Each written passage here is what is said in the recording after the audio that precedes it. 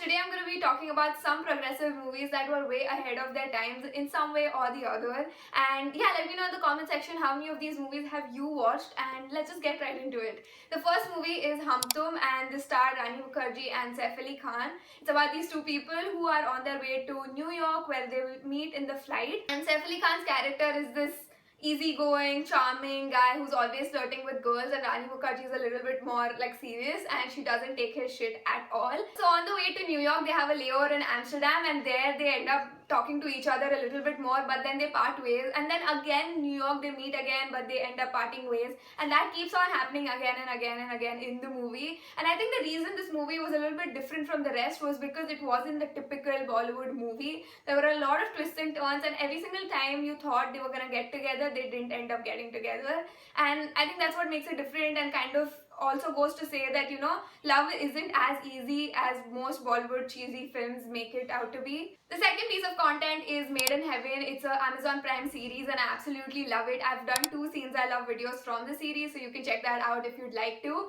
But I absolutely love it. It's about these 2 wedding planners in Delhi, and each and every episode of the series uncovers something problematic in society. It also goes into the lives of the rich, and you know, what might seem really nice from the outside is not so nice in the inside, and it's very dirty and all of those things. The other thing in the series was a portrayal of a gay character, which was one of the protagonists was not stereotypical, and I thought it was really refreshing to watch that. And I've also done a review of Made in Heaven. If you'd like to check that out, I'll link it up here. Now the next one, I'm pretty sure you guys won't even be able to guess what I'm gonna say. It's this Marathi serial called Agabai Sasubai, and I ended up watching it because people in my family watch it all the time. So it's about this woman who is in her late middle age, and she's a Sasubai, which means she's a mother-in-law, and she falls in love with this very famous chef, and he also falls in love with her, and now they want to get married. And her daughter-in-law actually supports her and encourages her to live a life beyond just pampering her spoiled brat of a kid. Kid matlab son.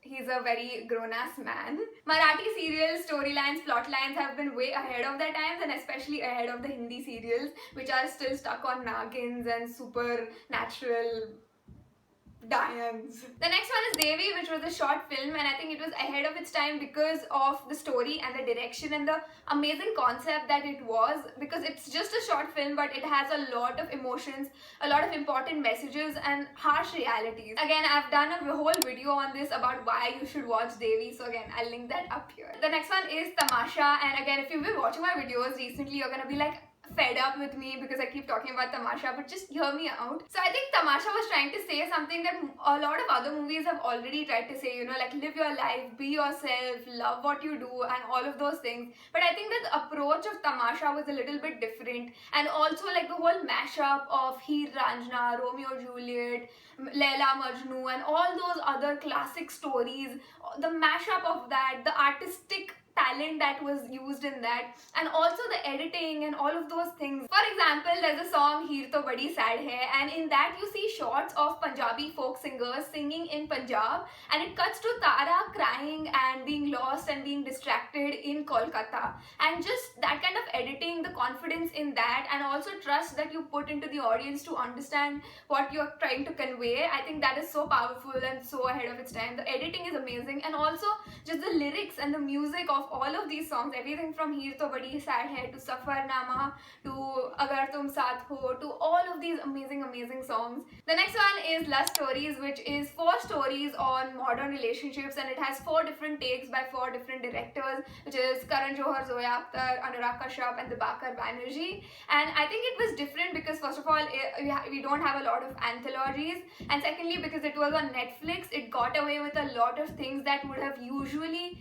been cut out by the censor board if it was a normal release. So it kind of got the chance to, for the first time, just go deep into what, you know, showing all those raw moments which are usually cut out. The next one is Kumbalangi Nights, and I think it's ahead of its time in terms of acting, cinematography, and just overall content of the film. Like right from Fahad Faisal's acting, which can make you have goosebumps, to Sobhan Shahir and the rest of the brothers who can make you cry and get emotional just by their subtle acting. I think the acting in the movie is just exceptional.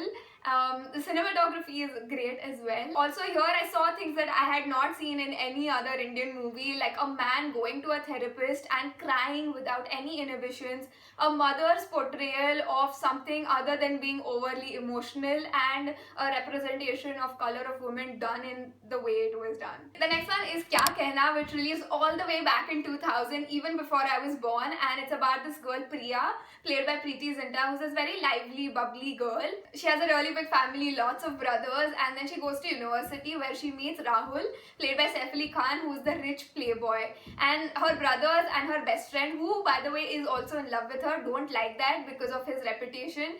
They don't like that she's falling in love with him. But Priya likes him and they end up having sex. And then due to some reasons after that, Saif Ali Khan's character Rahul, he leaves her.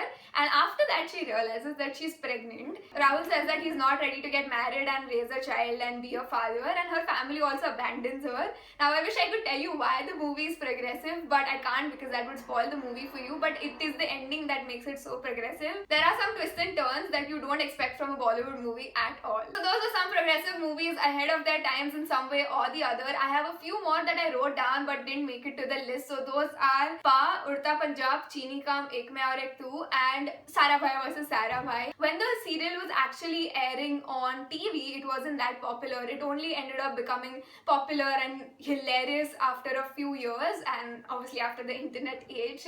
If you enjoyed watching this video, make sure to hit the like button, subscribe to my channel for more such videos, and check out my other recommendation videos. I have a ton of them. Okay, not ton of them, 10 of them.